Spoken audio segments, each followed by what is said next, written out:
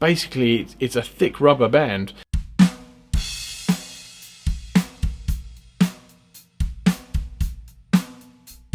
So some of you will recognise this pedal, and some of you, well, not recognise it. Some of you will love it, and I know for a fact that possibly 2 people will see this will absolutely hate it because they've told me, and that's cool too. But they were both in the industry, and they probably got to play them at the time. I didn't, and so I wanted to buy this when I saw it. I don't know, probably 18 months ago. So, as you'll have seen from the title, it is the Premier EDP, I think it's 300. This was Premier's top-of-the-range kick drum pedal in the late 90s. And it kind of... I remember seeing like the full-page ads of this in like Modern Drummer and Rhythm magazine, and thinking that it looked like nothing else that was around at the time. And you know what, looking at it now, given this pedal is over 20 years old, which, you know, in sort of drumming terms is ancient, almost, this pedal still looks quite contemporary to me. You know, I've got a whole bunch of yeah, unsurprisingly, I've got a whole bunch of bass drum pedals too. I may have said that in the Malleus video that I did recently, but this pedal was just... I mean, I think the main thing for me with this pedal is that everything is changeable. You know, I've got the Jojo Mayer Perfect Balance pedal. And it's a wonderful pedal. It's one of my favourite pedals. In fact, I had it on here up until the other day. And then I put the Axis pedal on, but you know, the JJ Mayer pedal is kind of like the complete opposite to the EDP, in that basically you can't really change anything on it. But with this, you can absolutely just change, move anything and everything. So first, I mean, I think first of all, actually, the main thing that got people with this, and I think the main thing that made probably the downside for this pedal, is this bit. Now this is the spring. There is no spring. You'll see there's no spring on here. It is basically this rubber. Well, I'm not sure what you call it. The Premier called it something fancy. It's basically it's a thick rubber band. Now this particular one is knackered, and I only left it on here really to keep it going until it breaks. But this does look like a 20-year-old piece of rubber would look like. Thankfully, though, at the very same time I bought this pedal, I also bought 3 spares. So as soon as this goes, I'll change it. So I mean, this in itself will just come off with an Allen key, but everything else is basically drum key. You know, movable with a drum key. So I'm guessing let's start at the bottom. So you can basically change the length of this, which I've not actually done, but so that bit is movable. There, he says there's a whole load of fluff comes out because it's probably been a very long time since that has been moved. So you can move that.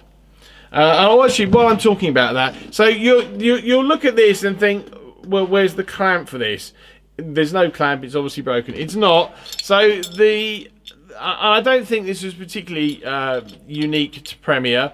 In fact, the Malleus pedal, funnily enough, has something similar-ish in that this bit was actually designed. So you'll see there that obviously fits onto the hoop, and this bit was actually designed and intended to stay on the bass drum hoop. So basically, if the hoop is facing is that side, you come along, you put your pedal on, and there you go, and it's on, and then you just take it off at the end of the night. I've not gigged this pedal, no particular reason, but I've just not gigged it. Well, actually, there's quite in the last 6 months. There's quite a big reason why I haven't gigged it, but I mean, I don't know. I mean, like, would I leave this on a bass drum hoop? I don't know, but probably not.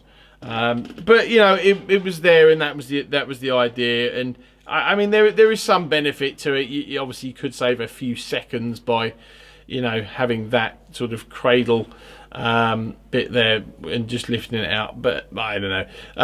But anyway, moving along. So you've got the adjustment there. So, you know, that's nothing sort of too new. You move up to, obviously it's a direct drive pedal, so you've got the direct drive unit. You can change the position. Let's get a better angle. So you can, there you go. So you can change the position of all of this. You can change the position of that. You can change the position of where the footboard is. There's 4 holes there, 2 on the left, 2 on the right, so you can change that positioning. Right, moving down to the foot plate. You can, I suppose, I've left it there because that's kind of where my foot sort of sits. But if you play really low down off the foot plate, there you go, you can have it there, or you can have it further up. So I just tend to keep mine sort of fairly in the middle, even though most of my foot's probably down that bit. You can change this bit as well. You can move that back. It's just, you know, you can change everything on this pedal. And I'm guessing the reason it kind of died out is because of this. But you know, it's just, I don't know. I mean, like I said, I mean, you get pedal. I think if this sort of design came out now, people would possibly feel differently about it. I mean, it's not a particularly heavy pedal.